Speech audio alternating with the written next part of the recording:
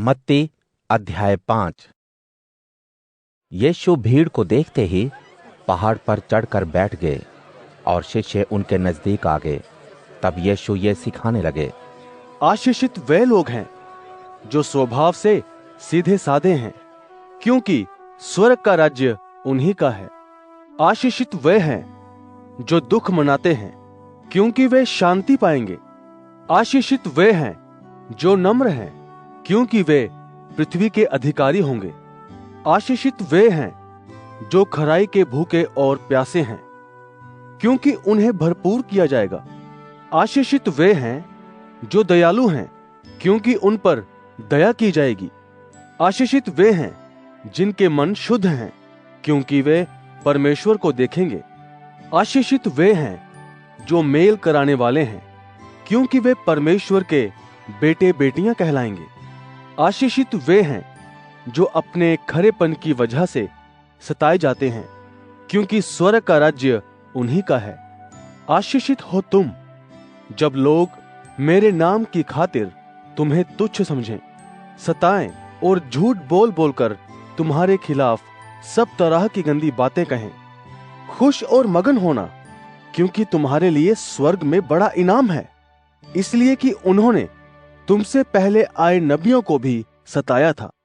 तुम इस धरती के नमक हो, लेकिन अगर नमक अपना स्वाद खो दे तो इसे फिर किस तरह नमकीन बनाया जा सकता है?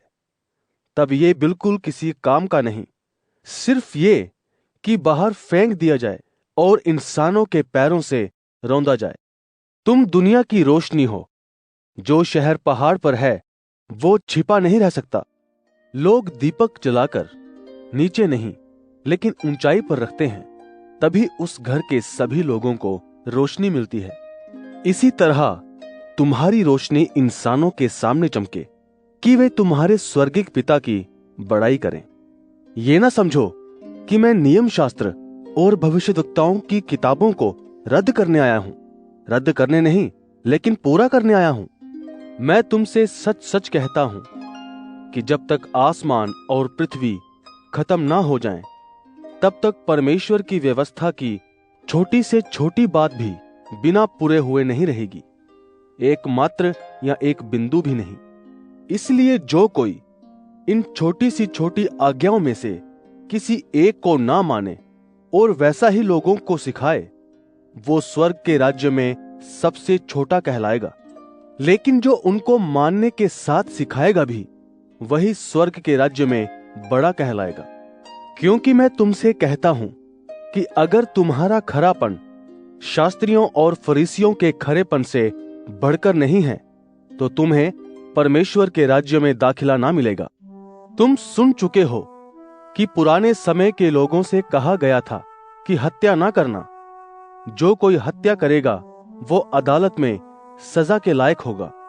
लेकिन मैं तुमसे ये कहता हूं कि जो कोई अपने भाई से क्रोधित रहेगा, वो स्वर्ग की अदालत में सजा के लायक होगा। जो कोई अपने भाई को नालायक कहे, वो स्वर्ग की अदालत में सजा के लायक होगा। जो किसी को बेवकूफ कहे, वो नरक की आग के खतरे में होगा। अपनी भेंट वेदी पर ले आने के बाद अचानक तुम्हें ये याद आए कि तुम्हारे भाई के मन में तुम्हारे विषय में कुछ नाराजगी है, तो अपनी भेंट को वहीं वेदी के सामने छोड़कर जाओ और अपने भाई से पहले सुलह कर लो। उसके बाद आकर साफ दिल से अपनी भेंट वेदी पर चढ़ाना। जब तक तुम अपने मुद्दई के साथ रास्ते में हो, झटपट उससे सुलह कर लो। कहीं ऐसा ना हो कि मुद्दई तुम्हें मजिस्ट्रेट को सौंपे और मजिस्ट्रेट तुम्हें सिपाही को सौंप दे और तुम जेल में डाल दिए जाओ। मैं तुमसे सच कहता हूं कि जब तक तुम पूरी कीमत चुका ना दो, तब तक वहां से छूट ना पाओगे। तुम सुन चुके हो कि कहा गया था कि व्यभिचार मत करना। लेकिन मैं तुमसे ये कहता हूं कि जो कोई किसी महिला को बुरी नजर से देखे, वो अपने मन में उससे व्यभिचार कर चुका। अगर तुम्हारी दाहिनी आंख बुराई में गिरने की वजह बने, तो उसे निकालकर अपने पास से फेंक दो। क्योंकि तुम्हारी भलाई इसी में है कि तुम्हारे अंगों में से एक बर्बाद हो जाए और तुम्हारी पूरी देह नरक में ना डाली जाए।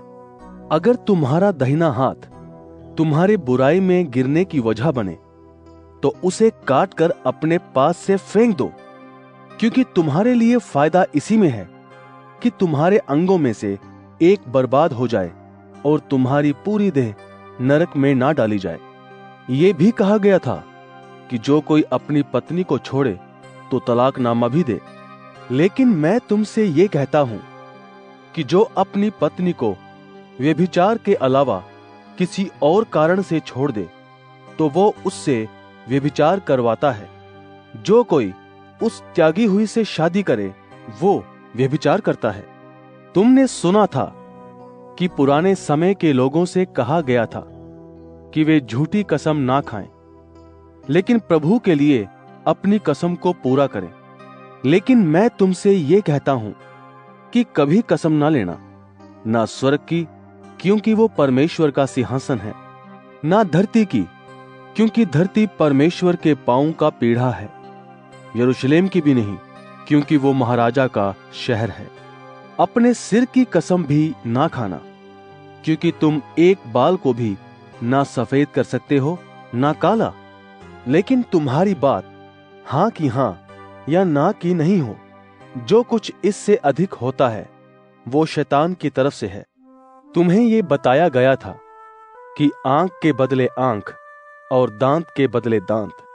लेकिन मैं तुमसे ये कहता हूं कि बुरे इंसान से झगड़ा मोल ना लेना। लेकिन अगर कोई तुम्हारे दाहिने गाल पर चांटा मारे तो अपने बाएं गाल को भी उसकी तरफ कर देना। अगर कोई जोर जबरदस्ती से तुम्हारा कुर्ता हड़पना चाहे तो अपनी शाल तक दिए जाने के लिए तैयार रहना। जो कोई तुम्हें बिना मजदूरी में 1 कोस ले जाना चाहे तो उसके साथ 2 कोस जाने के लिए तैयार रहना।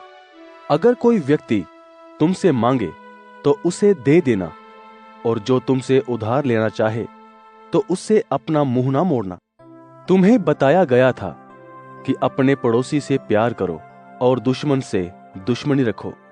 लेकिन मैं तुमसे ये कहता हूं कि अपने दुश्मनों से प्यार करो और सताने वालों के लिए प्रार्थना।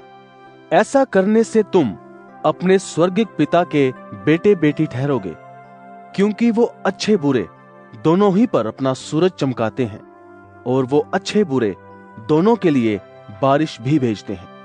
क्योंकि अगर तुम अपने प्यार करने वालों ही से प्यार करो तो तुम्हें क्या मिलेगा? क्या कर लेने वाले भी ऐसा नहीं करते? और अगर तुम सिर्फ अपने लोगों ही का अभिवादन करो तो कौन सा बड़ा काम करते हो? क्या दूसरे लोग भी ऐसा नहीं करते? इसलिए जरूरी ये है कि तुम दयालु बनो, जैसे तुम्हारे पिता भी जो स्वर्ग में है दयालु हैं।